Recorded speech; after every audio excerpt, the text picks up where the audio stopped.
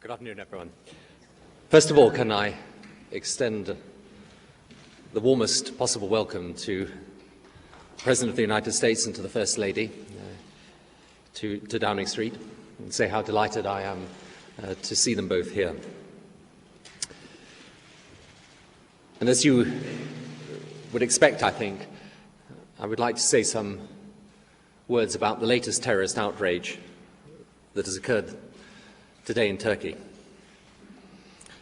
First of all, I would wish to express my deepest sympathy and condolences to the families of the victims. Some will be British, many will be Turkish citizens. I would like to express my condolences also to the government and to the people of Turkey.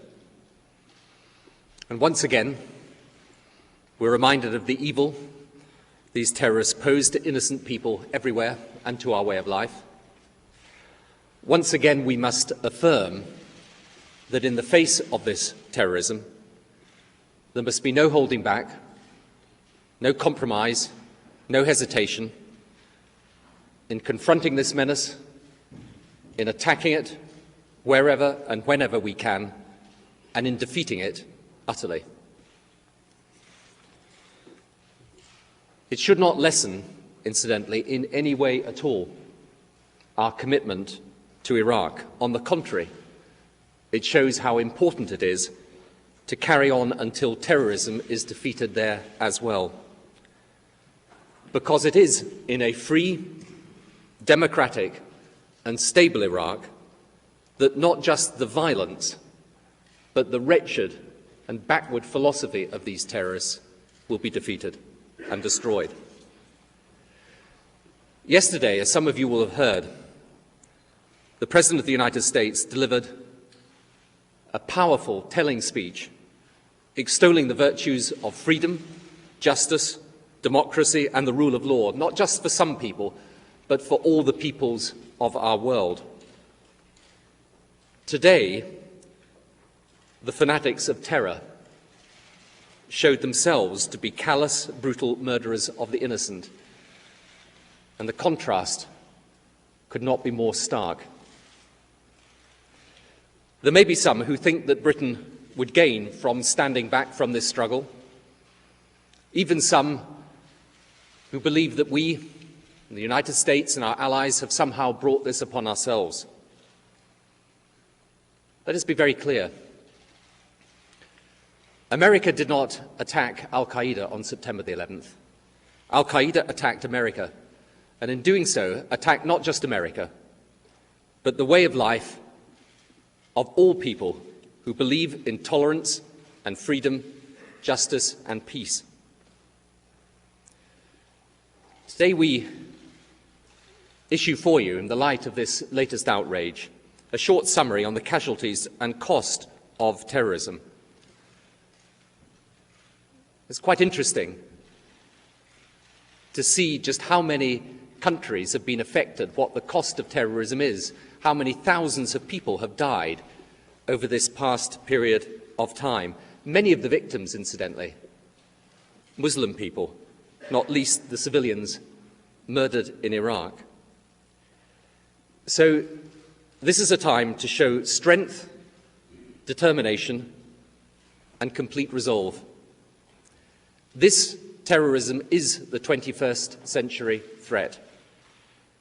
It is a war that strikes at the heart of all that we hold dear, and there is only one response that is possible or rational: to meet their will to inflict terror with a greater will to defeat it, to confront their philosophy of hate with our own of tolerance and freedom, and to challenge their desire to frighten us, divide us, unnerve us, with an unshakable unity of purpose, to stand side by side with the United States of America and with our other allies in the world, to rid our world of this evil once and for all. In the course of the discussions that President Bush and myself had Yesterday and today, we also, of course, discussed many other issues, and let me just run through a few of those with you. There will be two communiques put out afterwards, one on Iraq, one on the other issues we discussed, and I can just simply list them for you. Obviously, we discussed the situation in relation to the WTO and world trade and the issues to do with steel, with which we're familiar. We agreed a special joint task force on the issue of HIV/AIDS in relation to global health, a preoccupation of both our governments. We, of course, discussed the issues to do with weapons of mass destruction and the threat that it poses, the Middle East and the Middle East peace process. And since we have successive G8 chairmanships in the next couple of years, we also discussed how we might use those to make progress on all these issues, including some of the challenging and difficult issues to do with climate change, world trade, and poverty. So, once again, Mr. President, welcome here. It's a very, very great pleasure and honour to have you here in our country. We're delighted to see you. Thank you for that magnificent speech yesterday. And it's my pleasure to ask you to address the assembled gathering. Thank you, Mr. Prime Minister. It's my honour to be standing by the side of a friend. And Laura and I were so honoured to be invited by Her Majesty the Queen to come to the United Kingdom for this state visit. It's been a fantastic experience for us. I also want to express my deep sympathy for the loss of life in Turkey. The nature of the terrorist enemy is evident once again. We see their contempt, their utter contempt for innocent life. They hate freedom. They hate free nations. Today, once again, we saw their ambitions of murder. The cruelty is part of their strategy. The terrorists hope to intimidate. They hope to demoralize. They particularly want to intimidate and demoralize free nations. They're not going to succeed. Great Britain, America, and other free nations are united today in our grief and united in our determination to fight and defeat this evil wherever it is found. Britain and America have shared the suffering caused by terrorism before. September the 11th, 2001, no country except America lost more lives than Britain. Since that day, no ally has accomplished more or sacrificed more in our common struggle to end terror, and we are grateful. Our shared work of democracy in Afghanistan and Iraq is essential to the defeat of global terrorism. The spread of freedom and the hope it brings is the surest way in the long term to combat despair and anger and resentment that feeds terror. The advance of freedom and hope in the greater Middle East will better the lives of millions of that region and increase the security of our own people. I've just come from a meeting with families of British servicemen who were killed in Iraq. These brave men died for the security of this country and in the cause of human freedom. Our nations honor their sacrifice. I pray for the comfort of the families. Our mission in Iraq is noble and it is necessary. No act of thugs or killers will change our resolve or alter their fate. A free Iraq will be free of them. We will finish the job we have begun. Together, Great Britain and the United States met the defining challenges of the last century. Together, we're meeting new challenges, challenges that have come to our generation. In all that lies ahead, in the defense of freedom, in the advance of democracy, our two nations will continue to stand together. I'm honored to be here, Mr. Prime Minister. Thank you for your leadership and your friendship. Right. We'll take 3 questions from British journalists, 3 questions from the US journalists. Okay, Andy, you start us off. Andrew Marr from the BBC. Could I ask both leaders about the agenda on Iraq? You are both engaged in an unpredictable and dangerous war, as we've seen today, and yet you say you want to bring the troops home starting from next year. Now, how is that possible when the security situation is still so unresolved? You haven't got Saddam Hussein. Aren't you stuck in Iraq with your enemies holding the exit door? All right. Let me make sure. I said that we're going to bring our troops home starting next year. What I've said is that we'll match the security needs with the number of troops necessary to secure Iraq. And we're relying upon our commanders on the ground to make those decisions. So you could keep the same number of troops in Iraq for a longer time? We could have less troops in Iraq. We could have the same number of troops in Iraq. We could have more troops in Iraq. What is ever necessary to secure Iraq. And let me make it absolutely clear for our position as well. We stay until the job gets done. And what this latest terrorist outrage shows us is that this is a war. Its main battleground is Iraq. We have got to make sure we defeat these terrorists, the former Saddam people in Iraq, and we must do that because that is an essential part of defeating this fanaticism and extremism that is killing innocent people all over our world today. And I can assure you of one thing, that when something like this happens today, our response is not to flinch or give way or concede 1 inch. We stand absolutely firm until this job is done. Done in Iraq, done elsewhere in the world. Andy, if I may have a follow-up to, it's kind of a new thing, a follow-up to the question, answer. The one thing is happening that you need to know that will help us make the necessary calculations for troop levels is that there's a lot of Iraqis beginning to be trained to deal with the issue on the ground. There's Iraqis being trained for an army. There's Iraqis being trained for an intelligence service. There's Iraqis being trained for additional police work. There are Iraqis being trained for asset protection. There are Iraqis being trained for border guards. There's over 130,000 Iraqis now who have been trained who are working for their own security. So, and part of the answer to your question is how fast the new brigades of Iraqi army are stood up, how effective they are. We believe that the Iraqi citizens want to be free. We know that they're willing to work for their own freedom, and the more people working for their own freedom, the more we can put that into our calculations as to troop levels. Thank you for letting me butt in there again. Tom. Tom Ron with the Associated Press. For both of you, Mr. President, Mr. Prime Minister, the attacks today, do you view them as a direct attack on the alliance? And does the fact that these attacks are coming sort of with an increasing intensity and randomness, does that make it less likely that you'll be able to turn over sovereignty to an Iraqi council by June? Yeah. Well, first of all, there's in Iraq we're working on 2 tracks. We're working on a political track, and we believe that the timetable that the Governing Council has set for itself is an accurate timetable, and we'll work with the Governing Council to turn over sovereignty. It's their decision, and we agreed with their decision based upon the conditions on the ground. And some of those conditions were the fact that there wasn't the sectarian violence that was predicted. Iraq remained intact.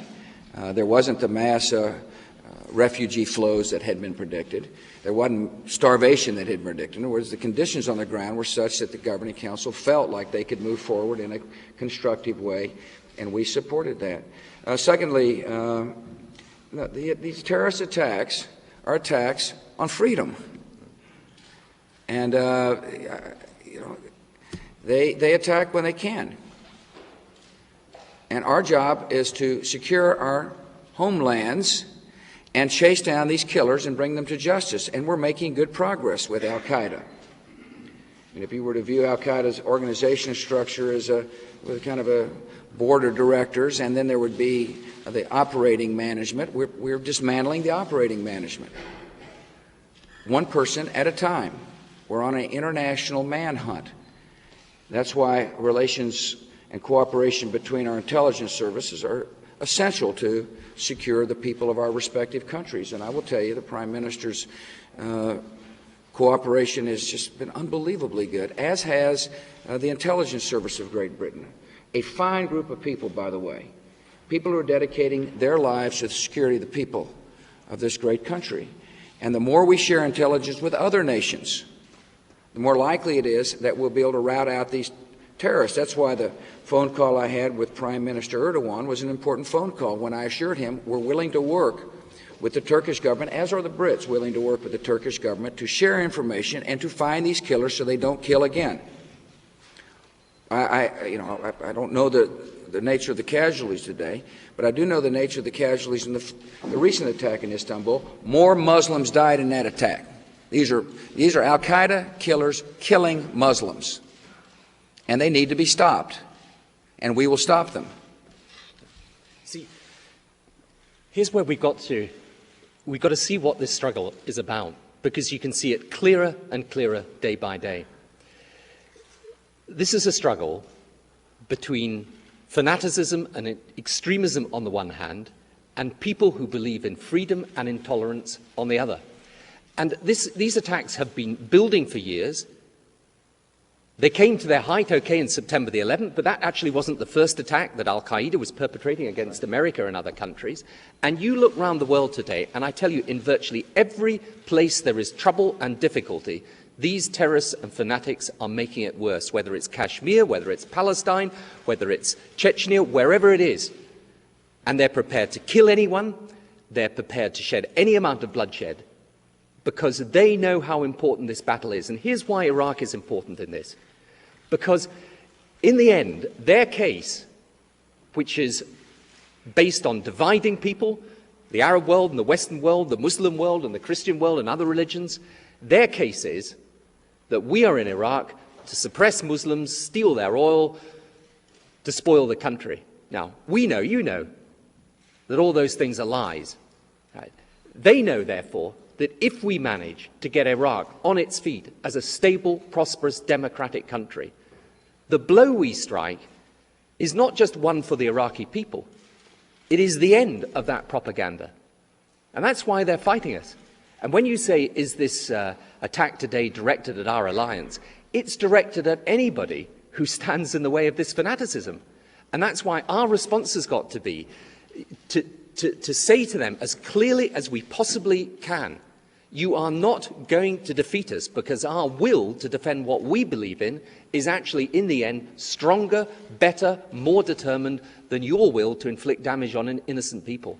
And that's what this whole thing is about. That's why when I hear people talking about, the alliance between our two countries, look, this is not an alliance that's based on simply Britain and America and the ties that go back in history and all the rest of it. This is a real living alliance about the struggle going on today in the early 21st century.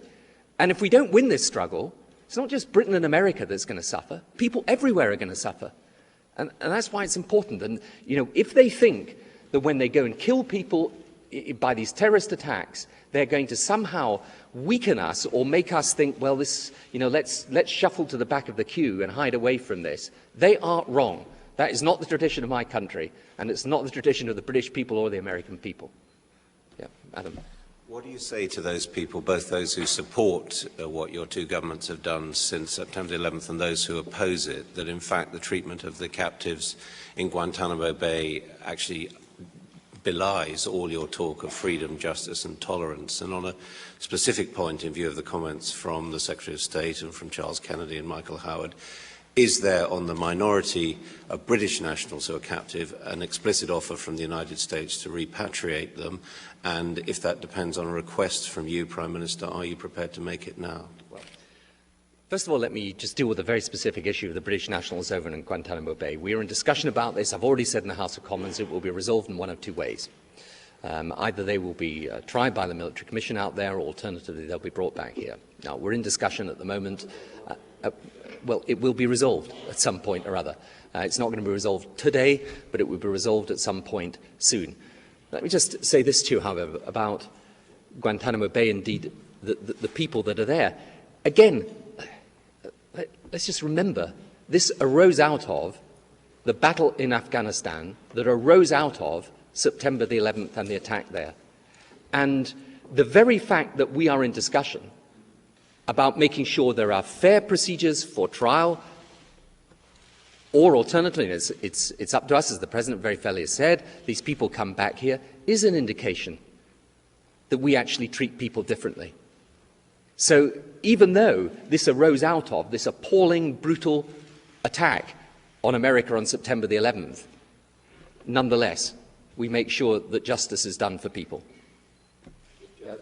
Yes, justice is being done. These are illegal non-combatants picked up off of a battlefield, and they're being treated in humane fashion, and we're sorting through them on a case-by-case basis. There is a court procedure in place that will allow them to be tried in fair fashion. As to the issue of the British citizens, we're working with the British government. Randy. And Mr. Blair, how accurate would it be to conclude that the new China trade quotas, along with the weakening dollar, and your disagreement with the WTO on steel altogether constitute a re-election strategy of boosting U.S. exports at the expense of free trade principles? And Mr. Blair, I'd like to know how these policies are affecting Europe and the U.K. I think, Mr. President, you should answer that one first. My administration is committed to free trade. First administration in a long time to achieve trade promotion authority from the Congress. And we're using that to promote free trade agreements on a bilateral basis, on a hemispheric basis, and we're strongly advocating a successful round for the Doha round of the WTO. Secondly, free trade agreements require people honoring the agreements. And there are market disruptions involved with certain Chinese textiles. We're addressing those disruptions. And we look forward to visiting with our Chinese counterparts on this particular matter. And as I have been saying publicly, that free trade also requires a level playing field for trade. Now, in terms of the steel issue, it's an issue that the Prime Minister has brought up not once, not twice, but 3 times. It's on his mind. It's also on my mind. And I'm reviewing the findings about the restructuring of our steel industry, which is what the ITC ruling basically said, that the industry needs some breathing time to restructure. I'm looking at the findings right now and will make a timely decision. But I'll reiterate, we believe strongly in free trade. We want to make sure that free trade is also a trade in which all parties are treated fairly. Well, obviously, we've stated our position. I know the President's well aware of it, and as you just heard, the administration will make its decision in the coming period of time. The other thing I would draw your attention to is the joint belief in the importance of the WTO doing well and getting the deadlock that there was at Cancun resolved. That's immensely important. And never forget, incidentally, I said this in the House of Commons yesterday, whatever the disagreements on trade between Europe and America, and ever since I've been Prime Minister, there have been such disagreements on particular issues. The trade between Europe and America is vast. In fact, I think it is right to say it has doubled since 1989.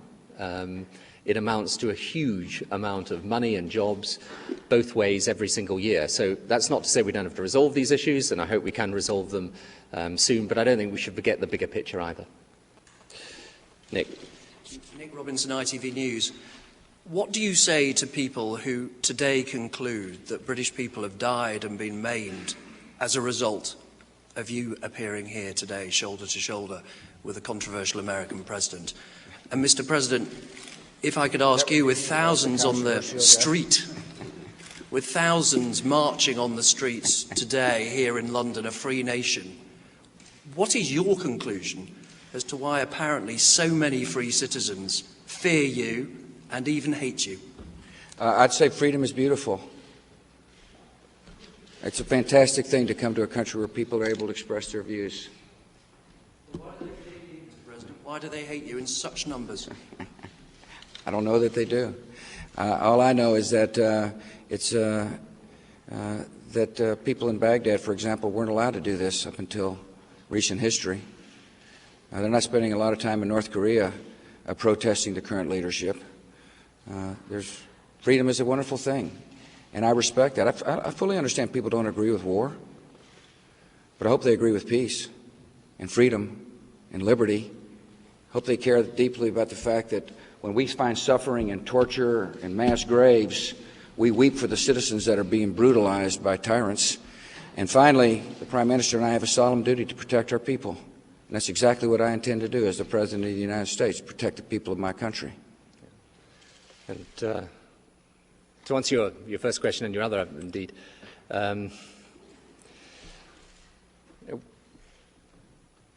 people have the right to protest and to demonstrate in our countries, and I think that's part of our democracy. And all I say to people is, and this is the importance, I think, of the speech the President made yesterday, listen to our case as well. I mean, we listen. That's what a democratic exchange should be about, but listen to the case that we're making. Because there is something truly bizarre about a situation where we have driven the Taliban out of government in Afghanistan, who used to stop women going about the street as they wished, who used to prevent girls going to school, who brutalized and terrorized their population. There was something bizarre about having got rid of Saddam in Iraq from the government of Iraq, when we've already discovered just so far the remains of 400,000 people in mass graves. There is something bizarre about these situations happening, and people saying that they disagree when the effect of us not doing this would be that the Taliban was still in Afghanistan and Saddam was still in charge of Iraq. And I think people have got to accept that that is the consequence of the position they're in. Now, as for your first point, just let me say this. What has caused the terrorist attack today in Turkey is not the President of the United States, is not the alliance between America and Britain. What is responsible for that terrorist attack is terrorism, are the terrorists. And our response has got to be to unify in that situation, to put the responsibility squarely on those who are killing and murdering innocent people, and to say, we are going to defeat you, and we are not going to back down or flinch at all from this struggle. For all the reasons I've given you earlier, this is what this struggle is about. And, when you look, as you can see from the list of the people from 60 different nationalities who have died in terrorist attacks, thousands of people from every religion, every part of the world, you're not going to stop these people by trying to compromise with them, by hesitating in the face of this menace. It's defeat them or be defeated by them, and that's what we're going to do. Dickerson. Thank you, Mr. President, Mr. Prime Minister. Mr. President, when you talk about peace in the Middle East, you've often said that freedom is granted by the Almighty. Some people who share your beliefs don't believe that Muslims worship the same Almighty. I wondered about your views on that, and Mr. Prime Minister, as a man also of faith, I'd like to get your reaction to that. I do say that freedom is the Almighty's gift to every person. I also condition it by saying freedom is not America's gift to the world. It's much greater than that, of course. And I believe we worship the same God.